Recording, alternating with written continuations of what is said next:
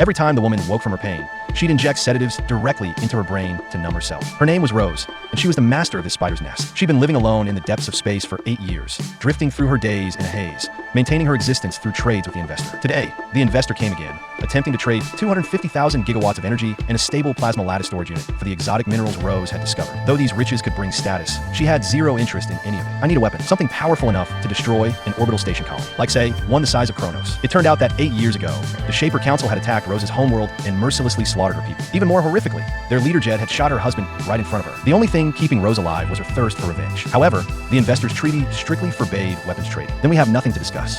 Desperate for the minerals, the investor didn't want to abandon the deal. When he noticed Rose's deep affection for pets, the other party immediately cut the communication. At that moment, painful memories flooded back, forcing Rose to inject sedatives once again. After some time, the investor initiated contact again. They offered to trade their species mascot, a creature called Sniffles, for the minerals. How adorable. But I'm not trading my spoils for a second-hand alien pet. It's more than just a pet. You'll see soon enough. The investor proposed leaving Sniffles with Rose. They'd return in 96 days, and whether she kept Sniffles or handed over the minerals would be entirely her choice. This trial period appealed to Rose, so she agreed. The investor quickly delivered their mascot, unaware they were unleashing disaster. Don't be shy. Looking at the adorable little creature, Rose conducted a thorough examination and found nothing wrong with it. Strangely, though, Sniffles had incredibly complex genetics. You have massive amounts of genetic material, far beyond what you need. Far beyond. I can see traces of previous forms. Looks like you mimic your masters. With Sniffles as company, Rose smiled for the first time. Out of affection, she even gave Sniffles a new name. How about Little Nose? Looking at her mechanical arm, Rose unconsciously remembered the day her husband had installed it. She jolted awake from the dream, but this time, she didn't inject sedatives. Suddenly, she realized Little Nose was missing. Insect carcasses floated around her. Following the floating debris,